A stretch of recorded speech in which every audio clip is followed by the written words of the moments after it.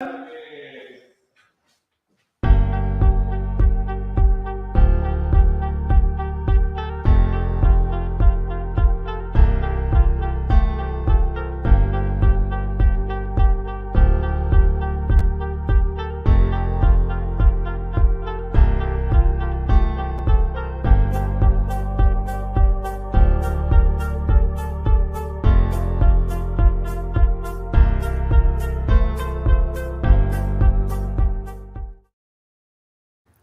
the name of the everlasting Father, he that causes all that exists to exist, he that is self-existent, he who directs the sunships of millions and trillions of years, he who made time, the seat of the universe.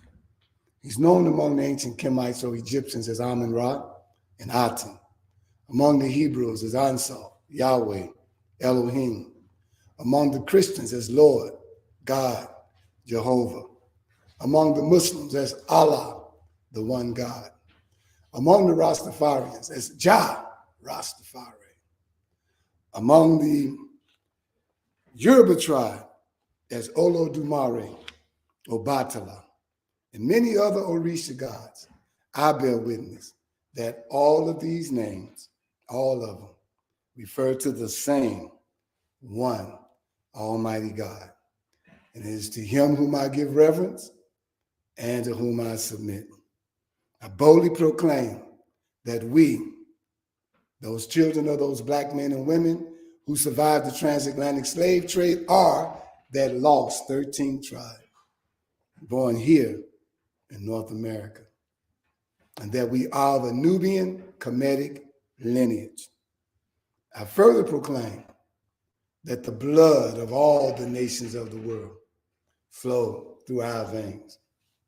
I greet you all in the ancient but holy words of peace in many of the languages of our fathers, of Hotep, Shalom, Assalamu alaikum, Abaragani,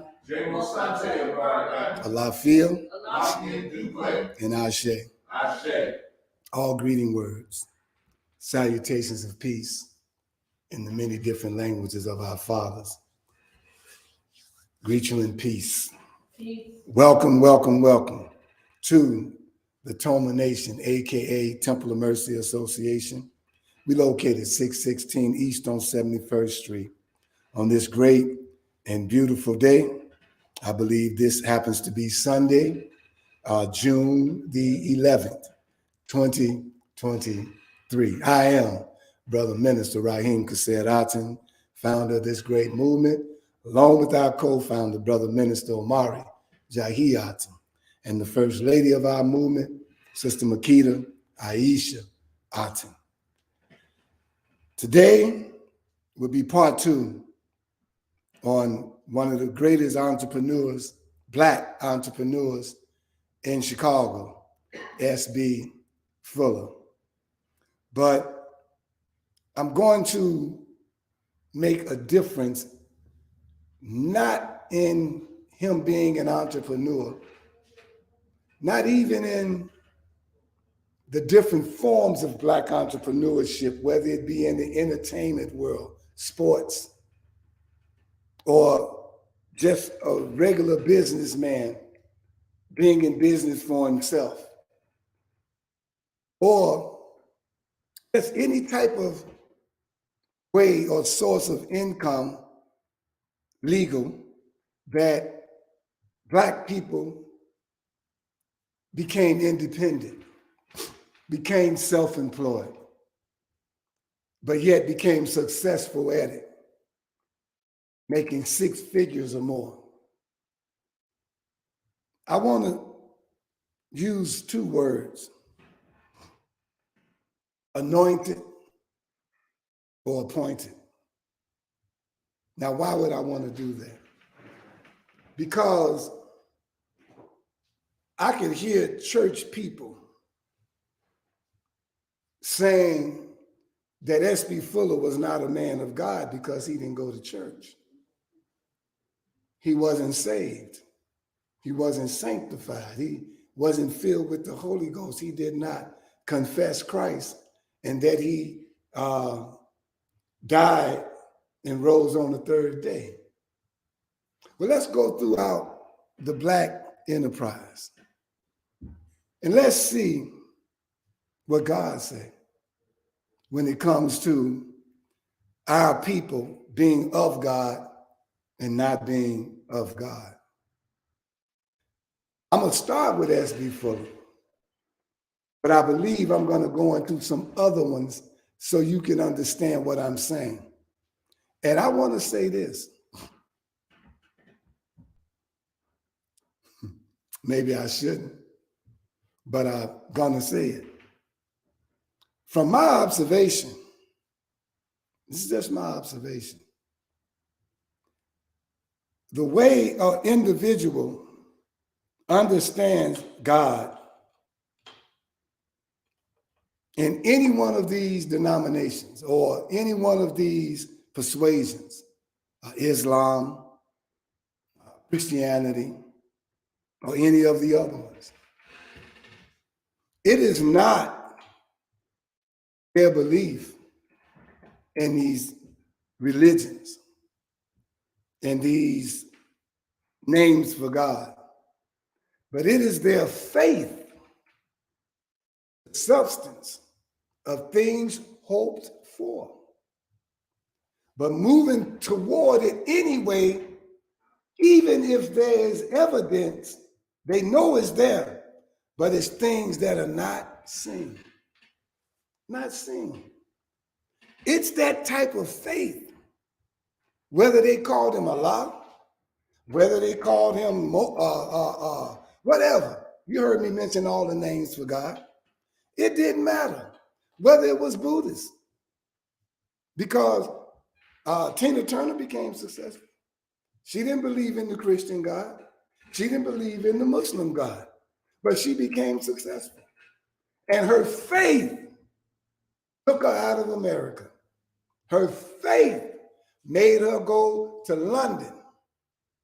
Her faith made her know that if she would have stayed here, she would not have been playing to a stadium full of people. Not over here. And when she went there, it was her faith that kept her pushing. She sold out stadiums in London.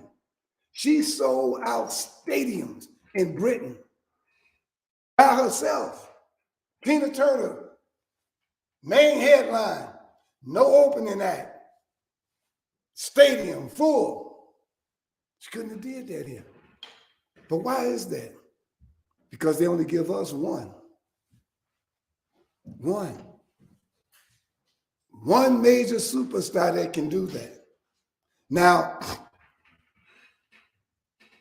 I'm trying to say that people are born into this world. Some look for their purpose. And we all have a purpose, every last one of us. There's another one born into this world with an assignment. That's a little bit different than a purpose. Because, see, your purpose could have been a bomb. Your purpose could have been homeless. And no matter what you do to be successful, you was going to be homeless. Your purpose could have been an alcoholic.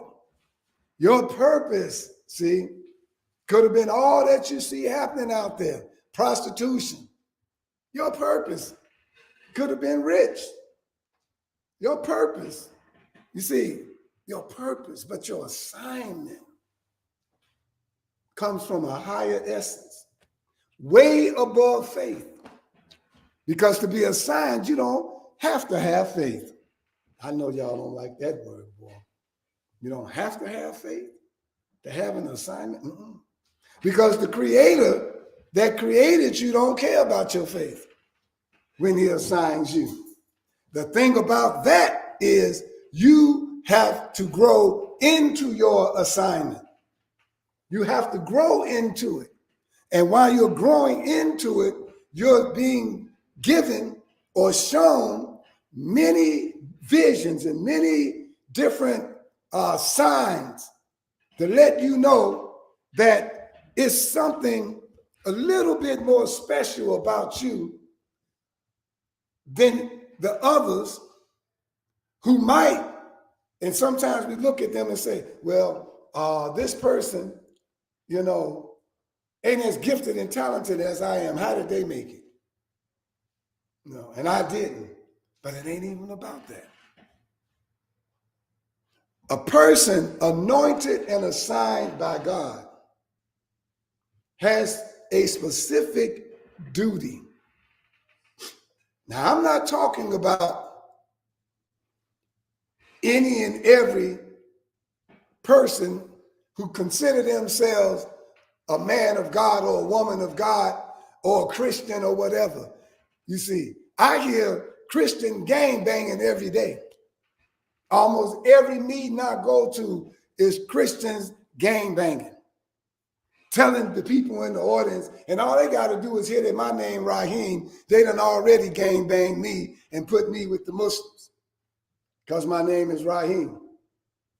And one lady, she was on the panel, and she said, she wasn't talking to me, but the subject they were on was dealing with the migrants and dealing with that they was giving our children, dealing with the sexual thing that's going on. And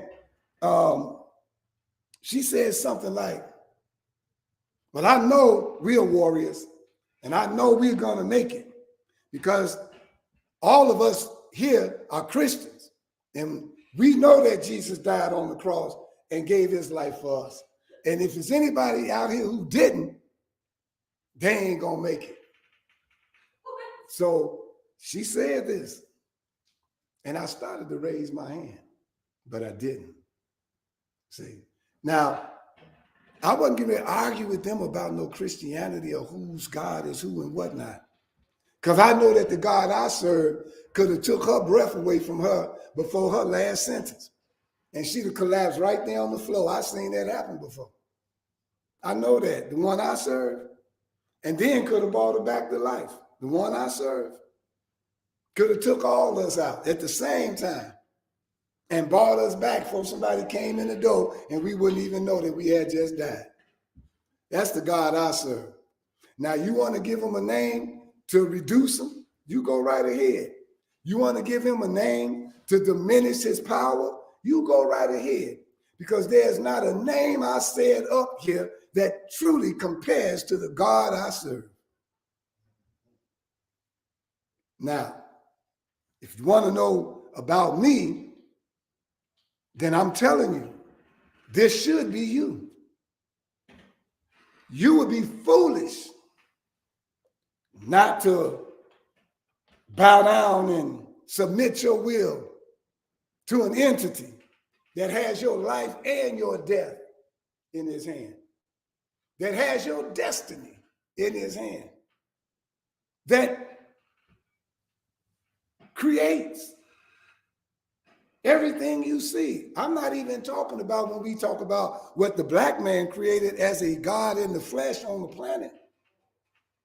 I'm talking about the one who gave that black man that thought and that idea to do the creation and to have the common sense to find the product or the material that he might have needed in order to do it. I'm talking about that entity.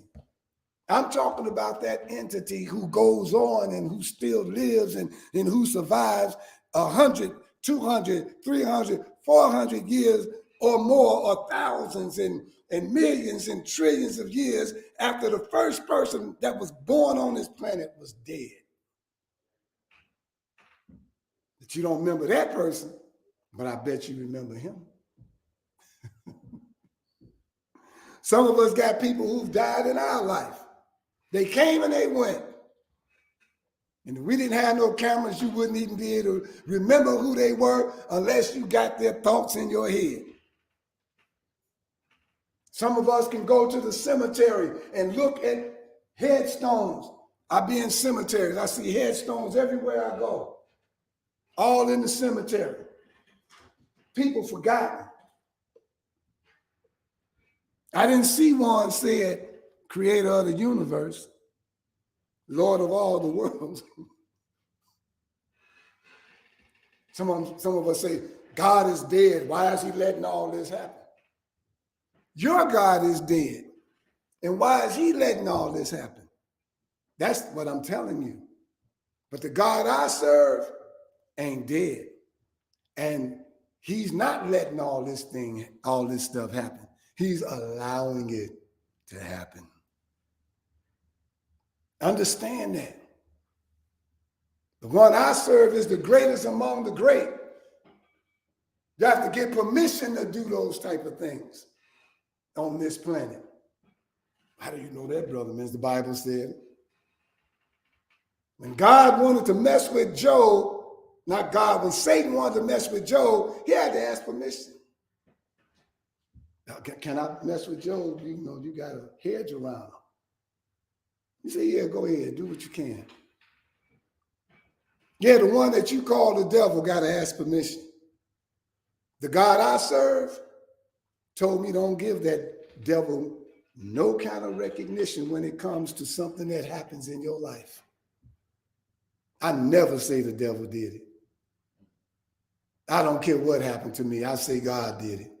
Because why? I know that he had to get permission.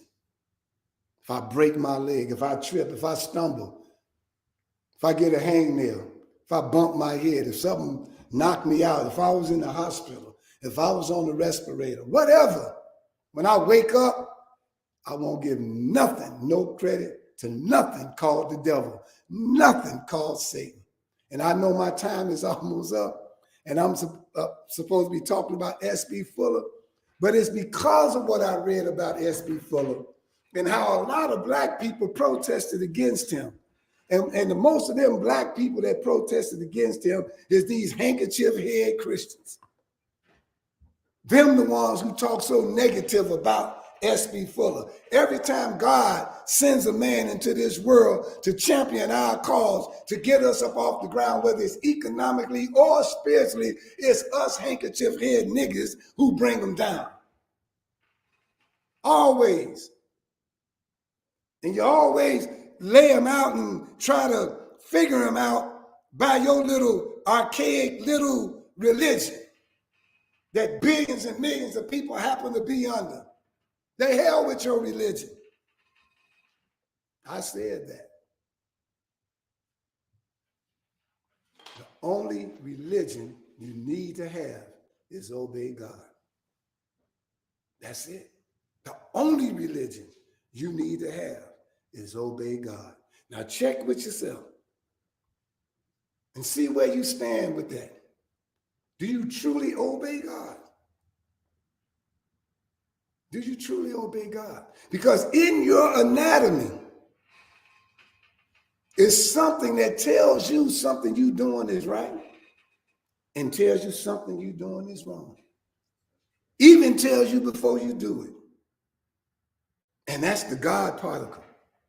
So how well are you obeying God? Whether you read the Bible or Quran, even a child will go hide in the dark to do something wrong. Or hide, won't do it right there in the public, except for maybe some of these youth today, they don't care. Broad daylight. But most people have a conscience. I'm going to take this last little time and read something to show you why I feel like I feel today about us always being our own worst enemy. I'll take these last few minutes. This is S.B. Fuller. First, quickly, so you can understand this about S.B. Fuller, all right? He was born in poverty to a sharecropper's family in Monroe, Louisiana in 1905. The family's poverty was such that he had to drop out of school in 6th grade. At 9, he was selling products door to door and gaining experience as an entrepreneur. At 15, his family moved to Memphis, Tennessee. 2 years later, his mother would pass away, leaving 7 children to fend for themselves. Now, he raised his brothers and sisters. After going to Chicago in 1928, when he was 23 years old, he worked in a wide range of menial jobs. eventually rising to become manager of a coal yard. Subsequent to his employment in the coal yard, he gained employment as an insurance representative for Commonwealth Burial Association, an African-American firm. Although he had a secure job during Depression, he nevertheless struck out on his own, preferring freedom to security. He had a good job, but he wanted freedom. And even, somebody called me and asked me about the homeless people and all, and how they not going to give some of the homeless migrants any of their money. They're going to hold their money for a black homeless person because that black homeless person could, can't do for themselves like the migrant can. I say, if you want to stay in line with God, let your heart be your guide. And if your heart say get a migrant some money, you give it to him. If it says get his black man some money, you give it to him. If he say don't get neither one no money, you don't give it to neither one of them. Isn't that following God? Y'all got to understand when I say following God. See, this man, just like today, any one of us can join any multi-level marketing business and become successful. You can join, we know of Nature Sunshine, we know Amway, we know TLC, we know of, y'all know the other ones that's been out there, still out there today. Primerica, get in any one of them. And this is why when he said things like this, people didn't understand it. But when you get in one of them marketing organizations, it shows you your worth. And if you go out there and work hard and come back with nothing, you ain't worth nothing. If you come back with a dime, you only worth a dime.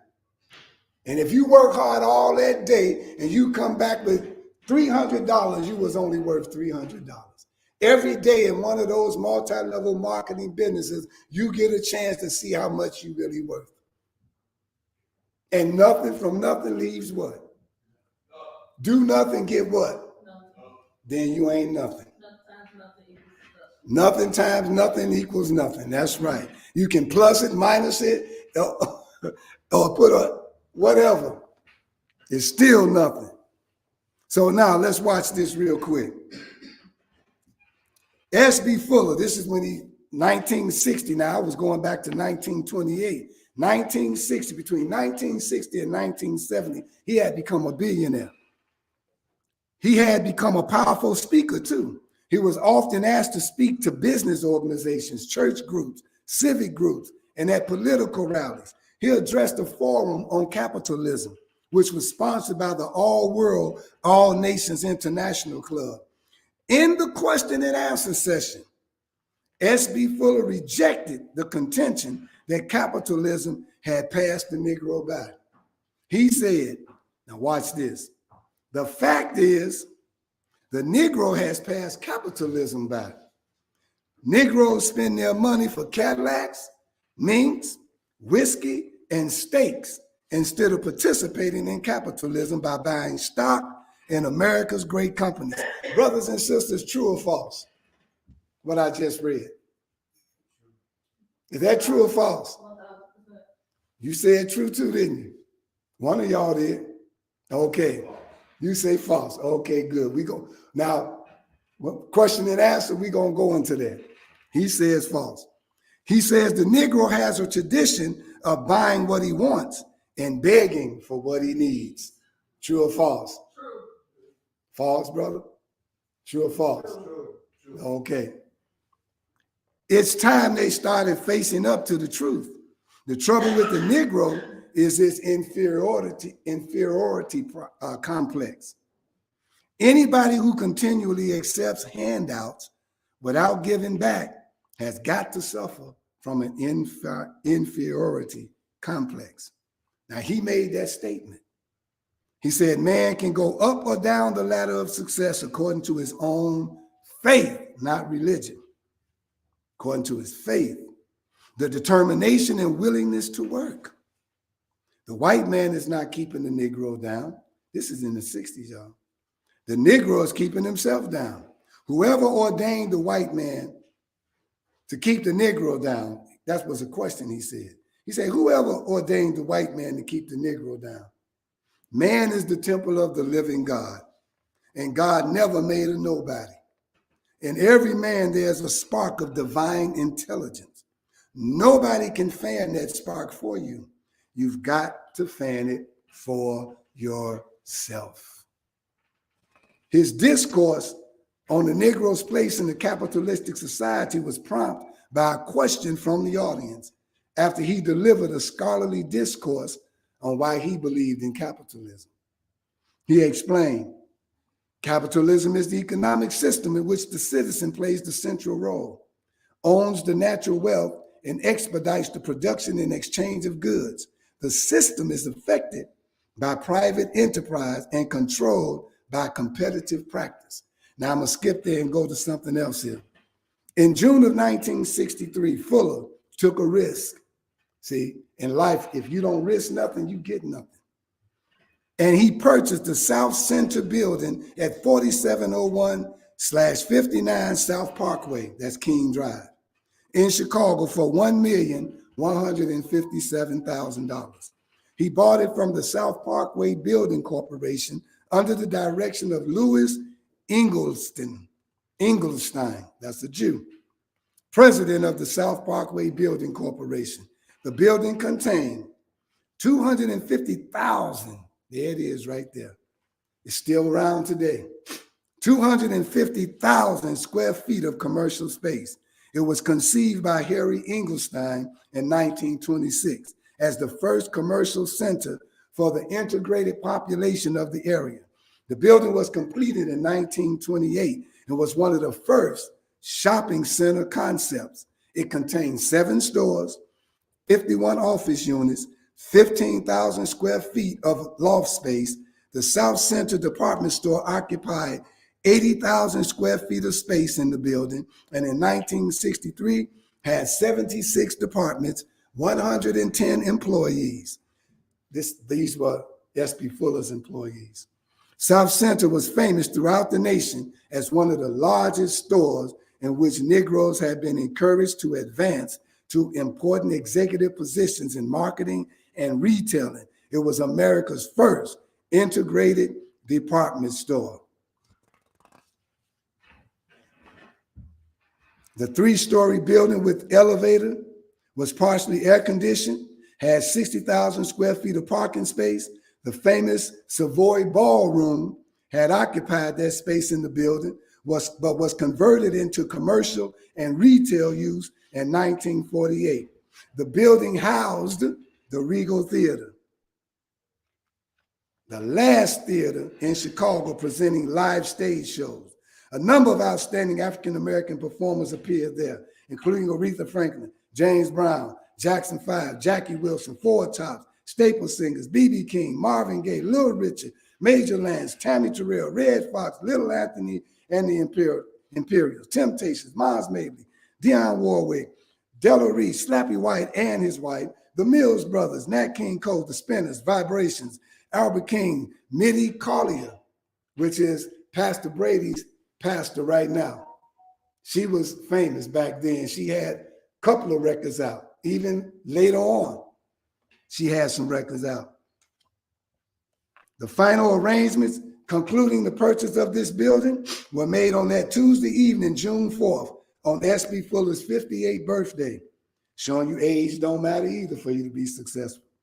It also marked the 28th anniversary of the founding of Fuller Product Company. With the purchase of South Center, there would be a general rehabilitation of the entire 47th Street shopping area. Now, this man had people like Jackie Robinson, people like, what's the guy named who owned the Chicago Defender? Sin Stack. And there's another guy before him. Forgot his name, but he came against him. They came against him by what you just heard me read. It's some more too now. Not yet, question and answer coming up in a minute. It's some more to that. But you didn't hear anything in Black America, even Black Chicago, about this man right here last Sunday. Last Sunday was his birthday. Did you hear about him? The only millionaire in Chicago back then in 1920 something. Did you know this is the guy who John H. Johnson was in his particular organization, the one who started WJPC, Johnson Product Company, the one who founded Ebony, Jet, and all those other magazines? Do you know that he came into his organization as a salesperson before he made it to where he is? You and your family to join us live every Sunday at 616 East 71st Street at our new time from 12:30 to 1:30 p.m. and on Facebook from 12:30 to 1 p.m. If you have enjoyed what you have heard, please feel free to support us with a monetary gift on Cash App at $TOMANATION. Once again, that's $TOMANATION. This will conclude our live stream. The message you have been listening